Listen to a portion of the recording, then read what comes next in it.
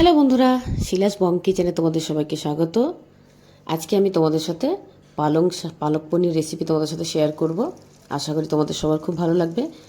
চলো বানিয়ে নেওয়া যাক। এখানে আমি 2 আঁটি পালং শাক নিয়েছি। ভালো করে গোড়াগুলোকে ফেলে দিয়ে বেছে ভালো করে ধুয়ে নিচ্ছি 3-4 বার, নাহলে বালি থেকে যাবে। তোমরা অবশ্যই 3-4 বার ধুয়ে নেবে। এবার একটা গামলা বসিয়ে গামলার মধ্যে জল দিয়ে পালং শাকগুলোকে আমি সেদ্ধ বসিয়ে দিয়েছি। সেদ্ধ বসিয়ে এদিকে আর একটা গামলার মধ্যে আমি ফ্রিজ থেকে 1 বোতল জল দিয়ে দিয়েছি। এবার আমরা এগুলোকে ছেঁকে ছেঁকে তুলে ওই ঠান্ডা জলের মধ্যে দিয়ে দেবো। ওদিকে আমি পনির কেটে রেখেছিলাম মাঝারি ধরনের, তোমরা চাইলে বড় করে কেটে নিতে পারো।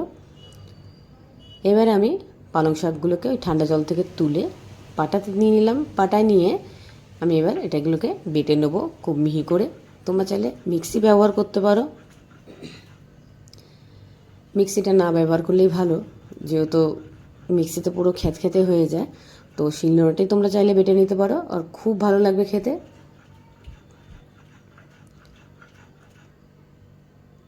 এদিকে আমি কড়াই বসিয়ে নিয়েছিলাম। কড়াইয়ের মধ্যে 1 চামচ তেল দিয়ে এদিকে 1 চামচ মাখন দিয়ে দিয়েছি আমি। এবার আমি ফোড়নে দিয়ে দেবো একটু মেথি। এদিকে পেঁয়াজ, কাঁচা লঙ্কা, টমেটো আমি কেটে রেখেছিলাম, সেগুলো দিয়ে ভালো করে নেড়ে চেড়ে নিচ্ছি।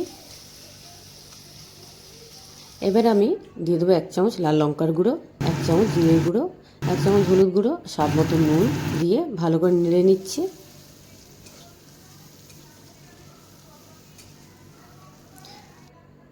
এবার আমি কাসুরি মেথি একটুখানি হাতে ম্যাশ করে নিয়ে একটা বাটিতে রেখেছিলাম, সেটা দিয়ে ভালো করে নেড়ে চেড়ে নিয়ে এবার আমি এর মধ্যে দিয়ে দিলাম ক্রিম, দিয়ে ভালো করে নেড়ে নেবো আবার। যদি রেসিপিটা ভালো লাগে সাবস্ক্রাইব অবশ্যই করে দেবে, আর বাড়িতে অবশ্যই তোমরা ট্রাই করবে। খুব সহজেই বানানো যায় আর খুব তাড়াতাড়ি হয়ে যায় এটা, আর খেতে অসাধারণ লাগে। দেখো আমাদের তেল ছেড়ে দিয়েছে। এবার আমরা বেটে রাখা পালং শাকগুলো দিয়ে দেবো। পালং শাকগুলো দিয়ে আবার একটু নেড়ে নিচ্ছি আমি।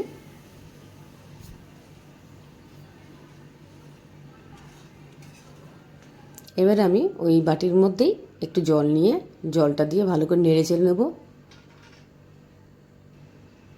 এবার আমি 5-7 মিনিটের জন্য এটাকে হাই টু লো মিডিয়ামে রেখে দেবো।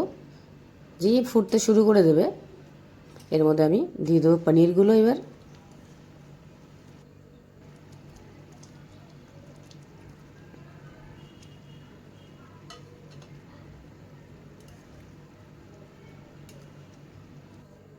দেখো আমাদের পালক পনির রেসিপি একদম রেডি। এবার আমরা একটা পাত্রের মধ্যে এটাকে সার্ভ করে নেব।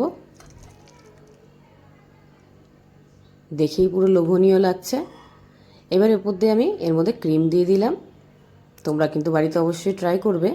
ট্রাই করে আমাকে কমেন্ট বক্সে কমেন্ট করে জানাবে আমার এই রেসিপিটা তোমাদের কেমন লেগেছে।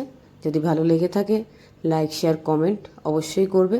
সাবস্ক্রাইবটা অবশ্যই করতে ভুলবে না, অবশ্যই করে দেবে। আর নতুন নতুন ভিডিও পাওয়ার জন্য আমার পাশে থাকবে, সবসময় আমার সাথে থাকবে। নতুন নতুন ভিডিও আমি তোমাদের সাথে রোজ একটা করে ভিডিও শেয়ার করব।